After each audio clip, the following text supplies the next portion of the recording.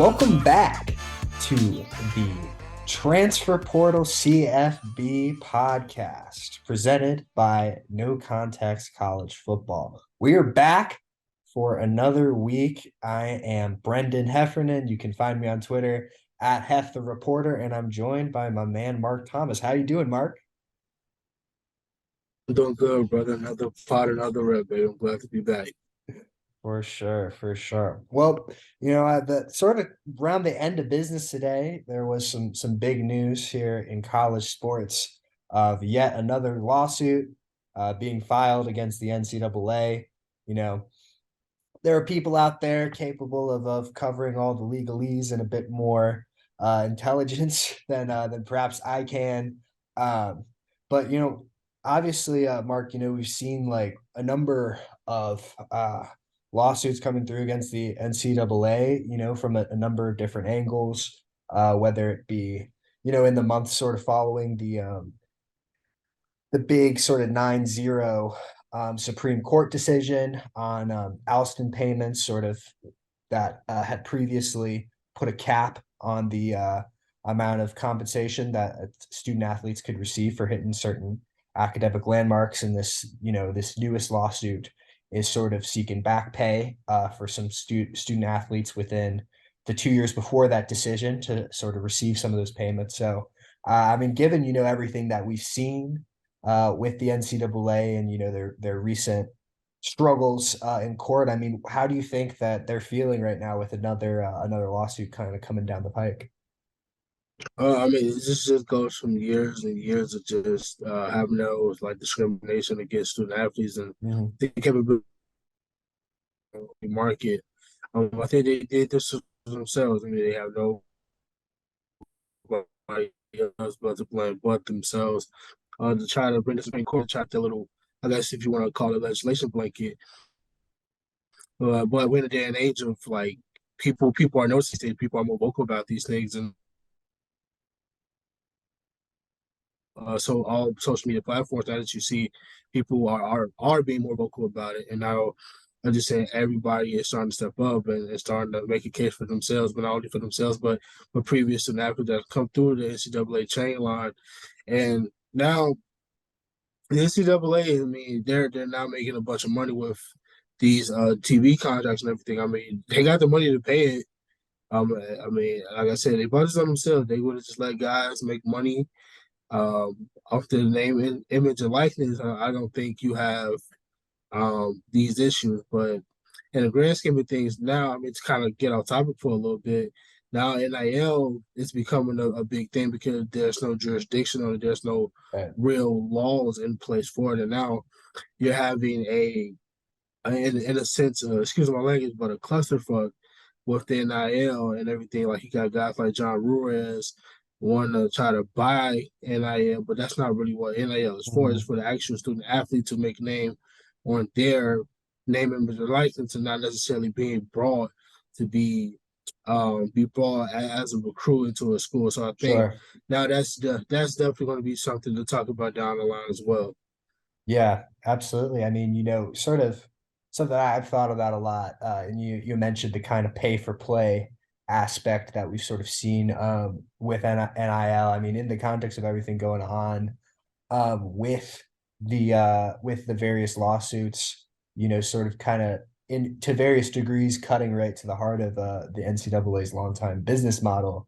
How likely is it do you see because obviously we know that this is happening and we know that this is against the rules and there are people in the NIL industry who, publicly very much, like to speak on how they're trying to avoid NCAA crackdowns. I mean, a lot of collectives are ran by former like compliance professionals. I believe that the Georgia's collective is run by a gentleman with that background. I think that's still a smart play for a lot of schools. But I mean, do you really foresee the investigation arm of the NCAA really arming up and kind of coming at that issue, and given everything else that's going on in college sports.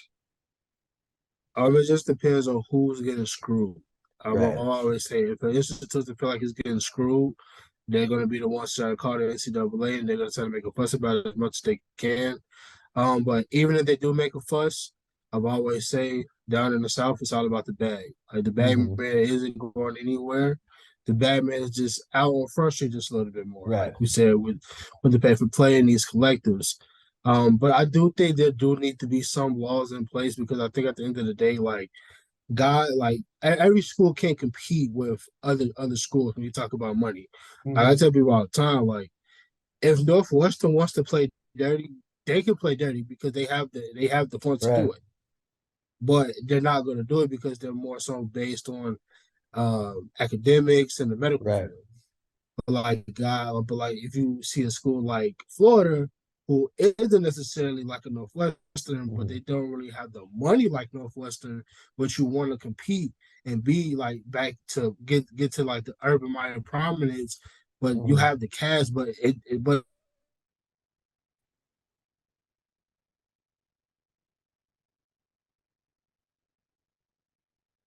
at some point, like we have to realize, like with these kids,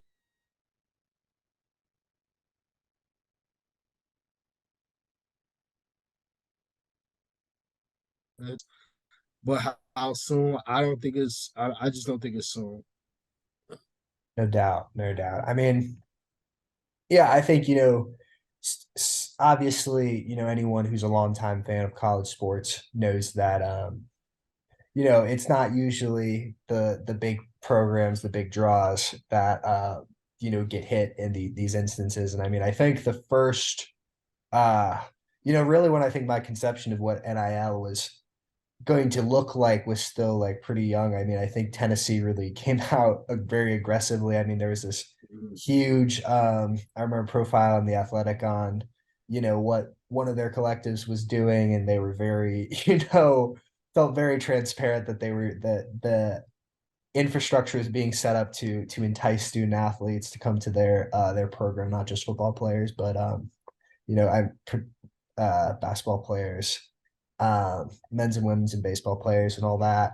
Uh, and I think that's interesting. And I think one of the other threads sort of within all these court cases right now is there's one case that is looking to change the classification of student athletes to get them to to get them classified as employees and thus entitled to at least minimum wage for the 20 hours that they are in practice and for the time that they're on the field, and that is sort of a business model that I think there are a number of schools that I think have a really, it sort of gives them an immediate bad taste in their mouth. I mean, I think, and that would apply way down the line.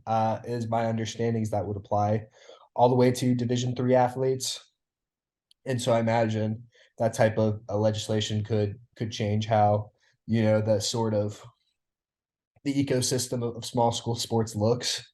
No doubt, but I mean, I think there have been some big time athletic directors. I believe a couple years ago, the athletic director at UNC said that they believed that they would be in an employee-employer relationship with their athletes, in the next couple years. But I don't know how you feel about that sort of as an alternative to the pay-for-play NIL system that we're seeing take place and sort of the various you know poor regulations of that ecosystem that's existed so far.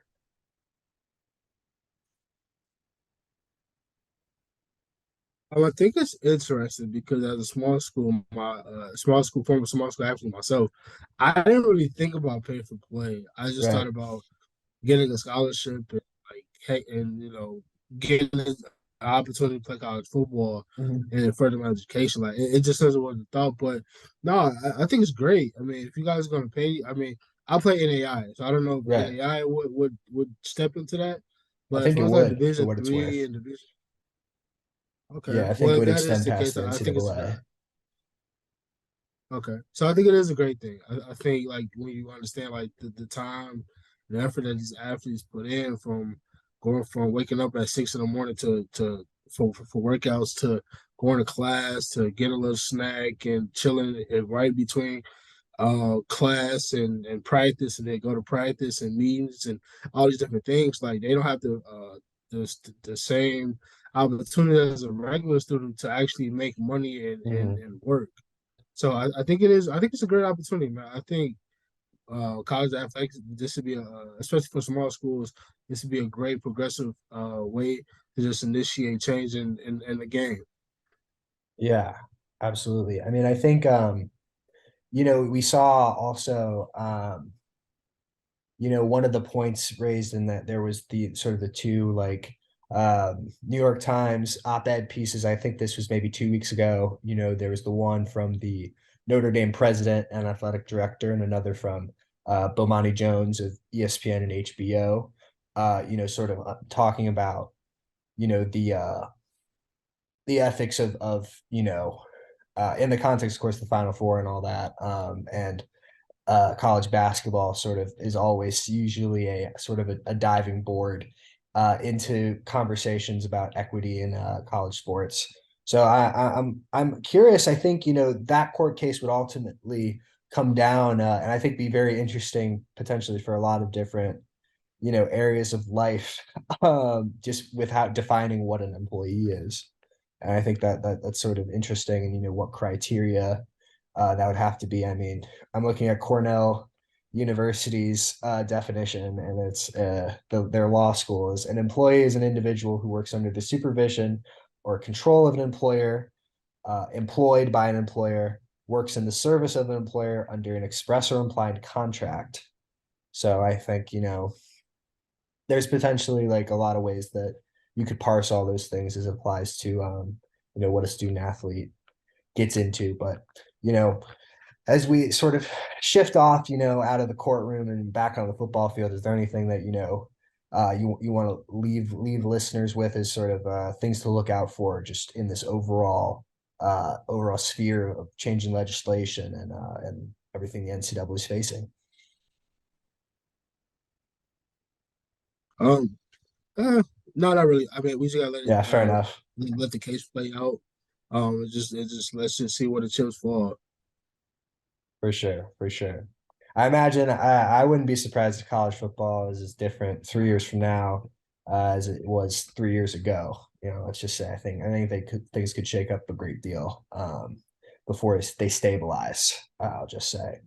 But speaking of shaking things up, it's one of I think one of the more sort of harebrained schemes, you might say, in terms of a coordinator hire that I can remember a power program undergoing in the last couple of years is Texas A&M. The decision to bring in um, Bobby Petrino into that offensive coordinator role after a tough year for the Aggie offense last season. I mean, where are you at with that hire? I mean, what were you thinking about Texas A&M's offense before that? I mean, and what do you imagine it's going to look like? I mean, last year you saw what Texas A&M was about last year. I mean, to quote Carl Reed, who was on the Paul Feinbaum show not too long ago, I mean that offense was just abysmal. It stunk. It was bad. Like Hmm. we saw they didn't have a real philosophy about what they wanted to do Right. as far as the offense. You got a lot of skilled talent, but it was just like your quarterback play was just about Yeah. as average.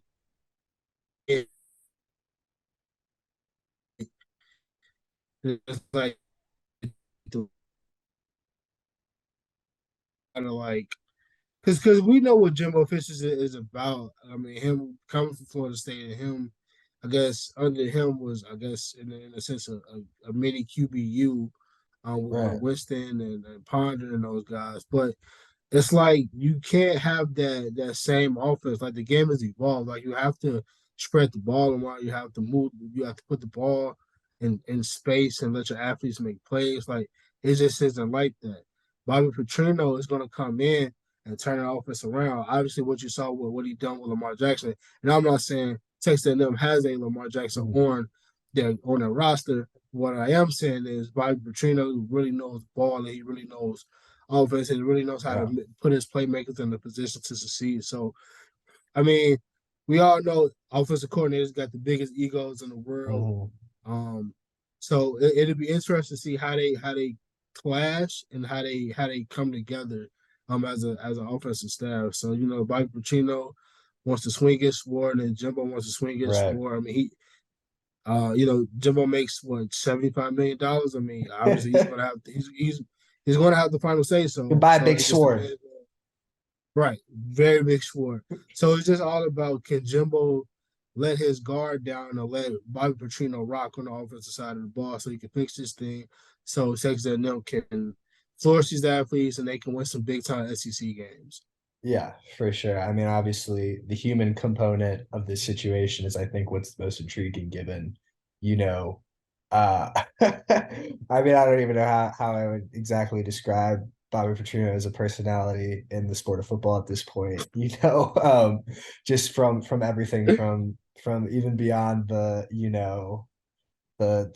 neck breaks, beyond the Atlanta Falcons, even just, Yeah, the most recent stint at Louisville and sort of all the bad blood right. that occurred there. But I mean, I think you raise a lot of good points. I mean, some of the when I think of Bobby Petrino as a architect of an offense, and you think about what he had Lamar Jackson doing at Louisville. You do think of that very complicated or sophisticated, especially for a college offense, in terms of the passing game, a very, uh, big boy football, in that sense from the passing game. And so I think some of the comments, initially from what Jimbo said is essentially to the effect of like, hey, plays don't matter. It's just execution. Everyone runs the same plays, Mm-hmm.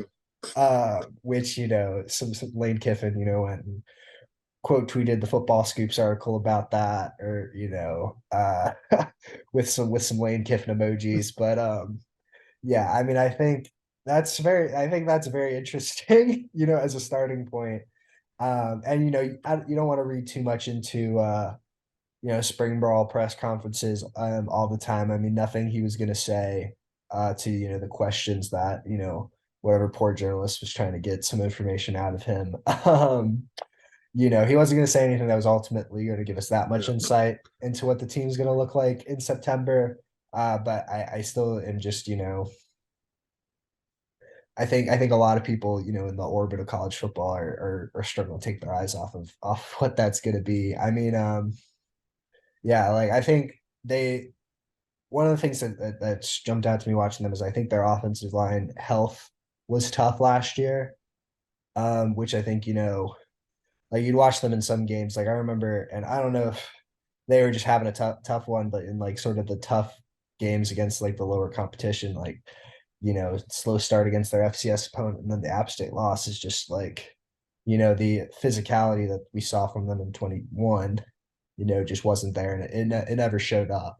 And I think part of that did have to do with health, but it's my understanding they're getting all five of those starters back.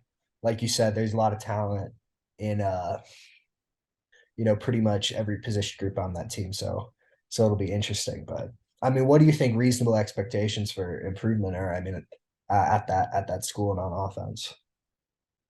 I mean, it can be anywhere from a 9-win team to a 3-win team. It just depends on how Jimbo is able to ride the ship, and he's able to, like, in a sense, like you said before, just try to like put these players in a position to succeed and try to like put the ball in space. You don't necessarily have to put up big numbers. Like, I mean, I Mm-hmm. get it. Like, this is college football. Like, this isn't the NFL where just a win counts. Like, fans are going to want to expect this no more recruiting class to put up a bunch of points and put Yeah, up and have great defensive games, but that just realistically that isn't the case all the time. So he's in a space where he just needs to like be good at being consistent.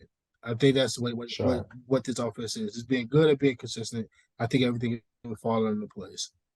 Yeah, yeah. I mean, I think you know, one of the things that is interesting, with sort of as you mentioned, with what Jimbo's responsibilities are going forward is like I think that, and I think this is a point that he's raised in certain situations in the context of this hire is that, or maybe even before this hire, is that the job of a head coach specifically at a school like A&M that aspires to compete for national championships, aspires to I going forward be in the 12 team playoff every year. Um, I think that, as the player personnel element of it becomes more robust, part of their job with internal recruiting, making sure your guys are sticking around. I wonder if the element of sort of like the job becomes less about, obviously being a teacher and having a winning philosophy is always going to be very important, and having the ability to build a schematic identity is always going to be very important. But I wonder what you think if, sort of the distribution of that project is going to shift more to coordinators going forward.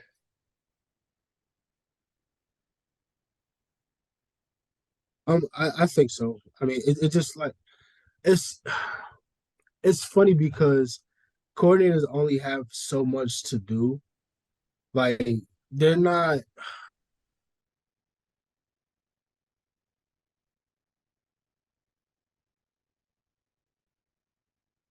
they're kind of put in a box, right?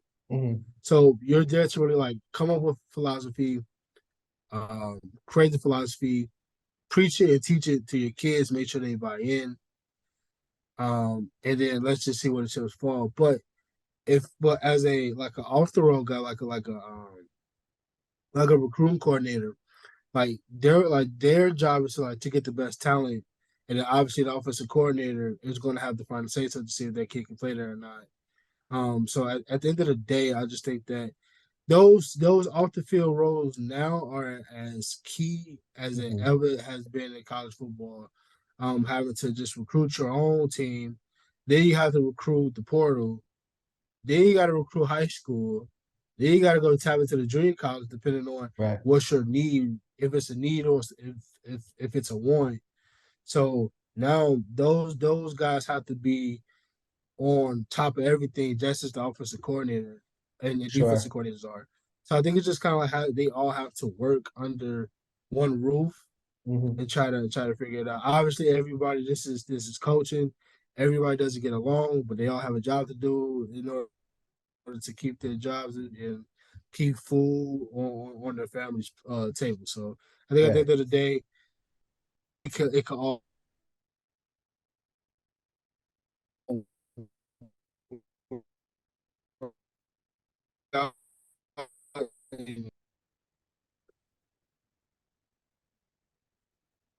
Yeah. I mean, I think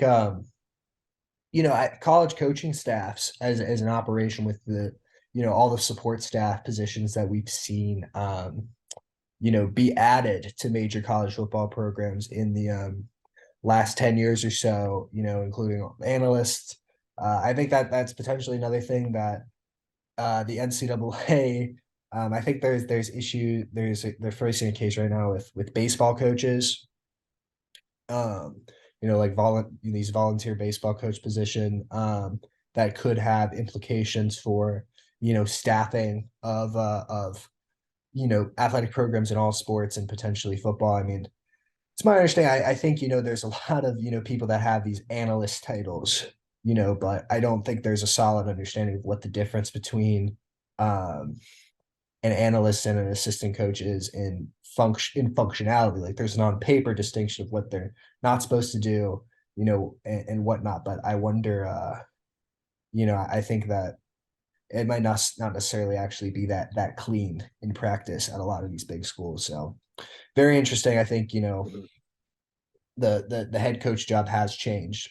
And I think, a, a kind of dovetailing directly with this conversation, something we want to talk about a little later, but I think work fits in well here is, with most of the hires that we've seen the last couple of years, I think it's been very rare, uh, in the grand scheme of things, to see schools at the FBS level look for smaller school head coaches to bring them up as when they're in that process of replacing a coach. I think, there were two this year. Um, and in the I think believe the previous three off seasons there were none from the FCS level. I think in the year before that, that 3 year stretch, there was an off season which four um, FCS coaches were hired to FBS schools. But even beyond just the FCS level, I mean, there's so many uh, programs that win in this country. There's just a lot of college football that's being played. Obviously, competing at the NAIA level. I mean, why do you think it is that programs, potentially on the lower end of the FBS ladder, don't more often look to the head coaches at the lower levels that have shown that they can build a program when they're looking to make a hire?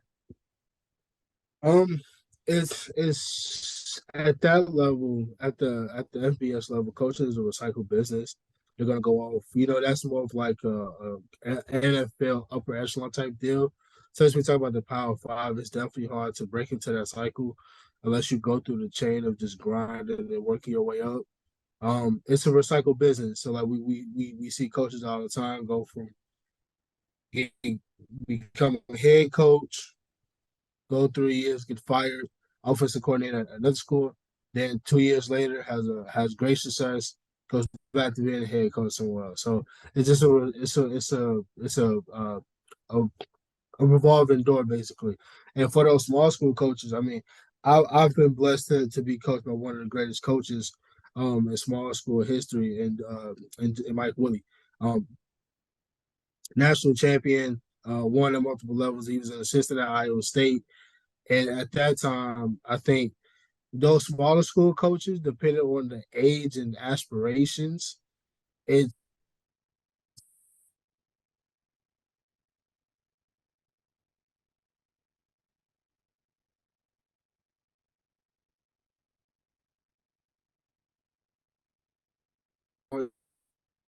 to coach at the Division 1 level. Not so it just depends on like what are these coaches' aspirations at the time. Like you may see a lot of young coaches, like my defensive coordinator, Travis Johansson. He went from Grandview, which is the NAIA school, to USD, Mhm. Yeah, there's certainly Division 1, double A. So he made right. the jump automatically. Hmm. Yeah, I Yeah. think there's So certainly it a just level depends of on, yeah. that. So it just depends on that their aspirations and about coaching at the higher level. For sure. I think we do see, as you mentioned, I think there's coordinators that maybe more often you see get a chances to move up. I mean, one that stands out to me right now is in the most recent cycle. Um, you had Oklahoma State add a defensive coordinator, Mike, uh, what's this gentleman's name? Yeah, Brian Nardo added to Mike Gundy's staff at Oklahoma State, and he was coming from Gannon College in Erie, Pennsylvania. Previously, had been a position coach at Youngstown State. So you see it does happen, but it has been very rare for the head coaches. And I think the example that my mind jumps to immediately in terms of the benefits of a small school coach, getting that opportunity at a lower level. Uh, like FBS school is Lance Leipold at Buffalo, and then moving on to Kansas. He spent 7 years. I think he was there from like the mid 2000s to like 2014. He was at University of Mhm. Wisconsin Whitewater, which if you have even a passing familiarity with small school college football. You know that they're a really really dominant program. He probably won. I don't know how many national championships he won, but potentially more that he didn't win in those years, at least close to it. And I think even when you look at like the uh the level of like recruiting, what it looks like at these small school levels, I mean, it's real serious business. Because I mean, for one, I think when you are a small school coach, recruiting, athletes that are sort of on that Division II bubble. Um, a lot of times the schools you're recruiting against are very similar to yourself, to what you're offering. It's a lot of like there's a few different genres of like Division II or Division III school. Like there's a few examples in Division II where you might be a public school that has some nice facilities, like a Northwest Missouri State or like a Pittsburgh State in Kansas. There are, or some of the Michigan schools like uh, Grand Valley, especially, has some very nice facilities. But a lot of times you don't, and so Yeah. I think that those skills that you develop, like leading a program in those circumstances, which is even just divorced from like, demonstrating that you know how to win games, you know how to develop talent, you know how to you know, build a staff.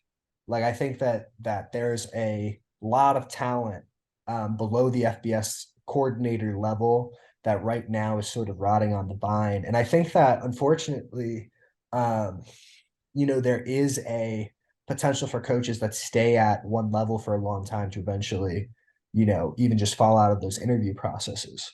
You know, um, I mean, are you thinking like, I is there like a certain type of coach and a certain type of specific job at the D2 level that you think maybe would prepare, or D2 level or whatever small school level that would prepare coaches for an FBS job? Like, do you think it should be these people like Leipold that are coming for perennial powerhouses, or what do you think? I mean, at this point, I think it'll just be based off of it could be based off a number of things. I mean, it could be based off a coach's scheme, a coach's philosophy, how he's able to get guys to play. Because at those level, at the D2 level, depending on the level that you play, kids are playing just to play for the love of the game. And now you Mhm. want to get those guys to be able to play, have fun, fly around, and play the best ball they can play. But I think when you talk about the level, I mean, coaches in the GLAC up in the Michigan area, Mhm. I think those are that in the MIAA, the D Yeah. two conference in I mean, Kansas around the yeah. Midwest. I think those are two conferences that are. I mean, the MAI that's like the SEC of Division Hmm. Two, but Yeah. to that's a gauntlet. Like, I don't think people respect it enough because obviously it doesn't get the national recognition that it deserves. But definitely, like a coordinator from there, if you could dominate that, if you could have put up stats and put up numbers, I think that definitely says a lot to put on a coach's resume to Yeah. for you to be able to move up and to the Division 1 ranks. I honestly believe that wholeheartedly. Yeah. I'm surprised that, the Ferris State staff, mentioning Michigan, Division II football, with the success they've had, both schematically. I mean, they've sent a few players to the league, in the Right. time that they've been there. And I think that's a staff that sort of has deep roots with that school. So, that could potentially play a role in that. But I mean, one of the things that I think is a little interesting about those two footprints of conferences is, especially with Michigan, is I don't think that there's an FCS school in Michigan or in most of the upper Midwest.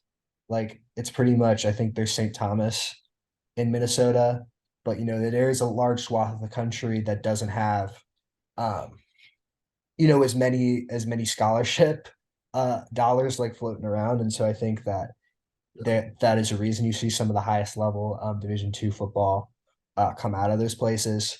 Um, and I as you said, some of the best coaching talent for sure there as well, because it's such a high level of competition, even relative to the FCS or something else. Not saying that it's the same or the players are just as good maybe at that level, but certainly worth considering. And I think a final point on this is something that's interesting with this discussion is, I think this is an area in terms of scouting coaching talent at these lower levels that the NFL is decidedly better at than college football right now. at the NFL has shown repeatedly an interest, especially looking to fill position coach roles, going for coordinators at these small schools. They're looking for young coaches that have experience calling plays, that have experience, being coordinators to sort of slot into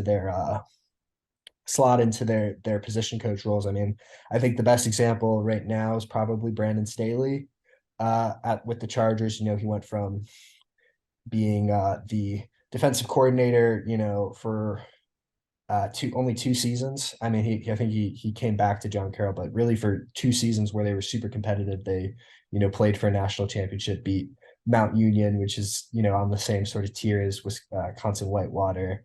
And then, went right from there to being a position coach in the NFL. And then, 4 years later is a head coach. So, I think that's an interesting layer to sort of this whole conversation is we're seeing um, coaches come from these small schools and go and make an impact in the NFL, right away. So I think that's been interesting. Um, Mhm.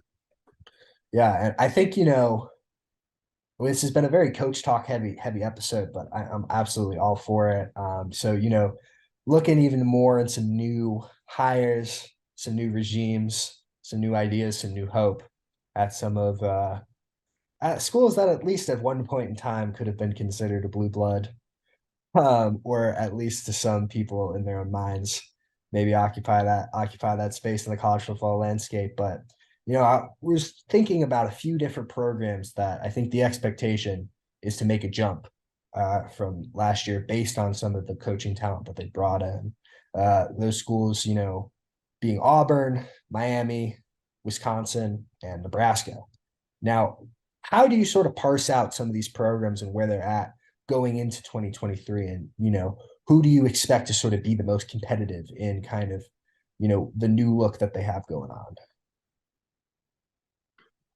I think out of these four schools, I think I'm going to take Auburn. I think Auburn has the most upside out of all of these. Nebraska is a close two. Okay. They're right up there. But I'm gonna start with Auburn real quick. Auburn hiring Hugh Freeze was a home run hit. I don't think you could have got a better hire, especially for the position you're in. You hired a guy who couldn't. I mean, before Hugh, you hired a guy who had no type of pull in the SEC. He was unrecognizable. Nobody knew him. He was an outsider. That's anti-SEC. That's we don't do that. That's something that you're going against the grain. Now Auburn is paying for it, but like I said, they got a home run hire and Hugh Freeze. You're bringing a guy who's beat your nemesis down there in T Town multiple times and knows how to beat Nick Saban. You get a guy who offensively um knows his stuff. He knows his ball. He knows his X's and O's. His QB, he's going to have better QB play. I don't know who's going to be the quarterback. I got my speculation, but at the same time, we're in the era of the portal, so we don't know who they're going to bring in. But man, I think it's a new day down there in the plains of Auburn, man, and I just think that they have the potential with NIL and everything like that. I think you have a guy, Hugh Freeze, who's ready to compete, who's ready to like take over, and ready, I guess, in a way, take his throne back in the SEC before everything went down there at Ole Miss. Um, and as far as Nebraska, them getting Matt Rule is such a great hire. A guy who knows college, who's made for college football, who knows how to build programs, who knows how to develop talent. And honestly, man, I'm happy for Nebraska fans, man. I think this could be the the change that they've been waiting for a long time since entering the Big Ten. They haven't had any real success outside of just being Nebraska and going off the old days and this and that. But I think Matt Rule is going to do a great job. I don't know how soon the turnaround is going to be. I mean, he's in the Big Ten West. For all we know, hell, he could win the Big Ten West this year. Who knows, right? Yeah. I mean, I think with Nebraska, I think that of the schools we mentioned, I think they definitely have the longest timeline, I think, in terms of expected results. they're bringing in a ton. I think, they're bringing, I think, over 40 new players onto the roster this year between high school recruits and the transfer portal. Um, so I don't think, the expectation is that that is going to translate to a fully formed identity as in 2023. But obviously, Matt Rule has done a lot of really great things at the college level. I think that was a great hire. With the Auburn stuff, Hugh Freeze is certainly not my type of dude, on a number of different levels. But certainly, I think from a hyper cynical like ball winning in the SEC type of way. I do understand what you're saying, especially like I think schematically a lot of the things that Hugh Freeze did, the rest of college football has caught up with. There's like a lot of I'm not sure necessarily like I think that you saw a lot of great design even when he was at Liberty. They did a lot of interesting things. Obviously, when they had Malik Willis there, even beyond that, when he was engaged enough to be really calling good games for them. But I mean, I think that'd be interesting. And it's not like they had a massive deficit of talent to begin with. Like they had some struggles in the trenches, I think was the real Yeah. rot there with Harsin before that, that you saw. Uh, but I don't think that that will take too long to get corrected, especially with, for whatever reason, the level of inroads that Hugh Freeze still has with high school recruiting down south. So I think that'll be interesting looking forward. I think for year one, the team that I think had the most coming back, just the cupboard with the most still in there was Wisconsin. And I think that's sort of why I'm the highest on them of the schools we mentioned.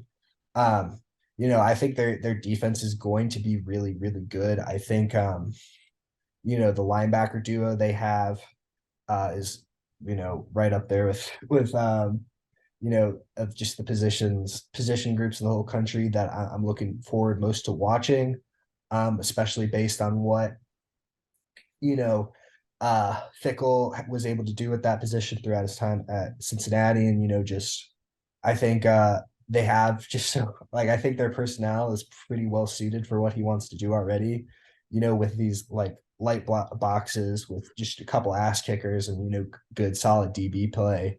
And I think, it'd be interesting seeing the new look offense and how that works out. I mean, they got a very talented quarterback, coming through in the portal. I think that they should certainly be more competent down the field than they have been, certainly throughout the last couple seasons Mhm. that they've had there. So, I mean, I think I'm pretty high on them. I would say that I wouldn't be surprised. I mean, you never know. Year ones are often can be sort of fluky or weird, but I wouldn't be surprised to see them at least in the mix for the for playing in the Big Ten championship kind of as we approach sort of the end of the season. So I would say I'm definitely higher on them, which sort of brings us to kind of the odd man out in this discussion. We threw Miami in there. They're obviously bringing in two new coordinators, keeping the same head coach after some disappointing results for Mario Cristobal in year one. Um, So I mean, yeah, what's your impression sort of Miami going forward? And do you think that there's a chance that they're able to compete for the ACC this year? Well, they did one thing was get rid of Josh Gaddis, which I think was Yeah. an excellent idea. I think that's a step in the right direction. Last year that offense was looked like my niece when she was first born and trying to walk trying to take her first steps. It was just Yeah. wobbly. It was horrible. It was just wasn't good. Um, but it's going to take some time. In the ACC, I mean, it's not hard to win. It's not like I promise you, it's not. You just need usually you have to have exceptional quarterback play. Everything else can be flawed, but if you have exceptional quarterback play, I think you can win some big games. And I think that's something um this new offensive coordinator has to do. He has to be able to develop Travis Van Dyke into Mhm. the quarterback that he was his freshman year up until, well, I mean, we could say guy that's ruined the kid. I don't know. It was just a plethora of things that just went wrong last year. And a lot of things just didn't make sense. But I think Travis Van Dyke can still be a great quarterback. Like people tried to write him off. I'm like, Sure. well, obviously you loved him in his freshman year, but now you're saying he wasn't good the next year. And nah, like he still has tools and he still has the goods to be a great quarterback, a top tier quarterback in the ACC. But now it's just who got hired as the OC at Miami? It's on the tip of It's my tongue. Can I Catherine think of? Houston, I want to say. Yep. You're right. So with that offense is going to be spread. The ball's going to be spread around. It's going to be a mix of different run schemes. It's going to look like a modern college offense. Yeah. And I think if they can get this run game going and Mirror Ball can get the offensive line to working and looking like similar to what Mhm. he had at Oregon, Right. I think they could be a solid ACC team. I wouldn't say they're going to win a champ. I won't say they won't win a Right. championship, but I think they can win and and build on top of a solid foundation. Yeah. Yeah. I like both the coordinator hires. Lance Guidry on the defensive end was someone who I was really excited about when Tulane hired him from Marshall. Really enjoyed watching Marshall's defense last year. They were one of the best defenses in the country. Um, and I think that that's an outstanding hire for Miami. You're going to get I would say, a championship caliber level of game planning and structure in that hire. Because I mean that's what really stood out to me about his time at Marshall is those dudes were just there, where they needed to be. Like they looked like an exceptionally prepared defense, against some really, really electric Sun Belt offenses, that put up a lot of points against the rest of the conference. So I think that's certainly a level to be excited about for Miami. I think I've talked about on this program, also the potential ways to maybe reopen that Louisiana to Miami recruiting pipeline that existed and they really relied on during a lot of their most successful years, with him having a deep background in the state of Louisiana, serving as the McNeese state head coach for a little while, a few years back. So I think that is a lot of interesting, sort of shifts within a couple different programs. But I think one of the things that does hurt Miami is they were down when Florida State was also down. And I think Florida State's looking to be really exciting. I think they're probably going to be a unanimous top 10 team in the preseason rankings, whatever credence you want to put into that. But they have a lot of talent, no doubt, and they have the quarterback position figured out. With one of the best returners in the country, and Jordan Travis. But yeah, I mean, I think that is all we have for you guys tonight here on the Transfer Portal Podcast. Mark, can you remind the people where they can find you? I'm always on Twitter. You can find me at @markmoney__. Absolutely. Well, we appreciate all of you joining us here every Wednesday on the Transfer Portal College Football Podcast. I'm Brendan Heffernan. Find me on Twitter at Hef the Reporter if you are so inclined. Thank you. We'll see you next week.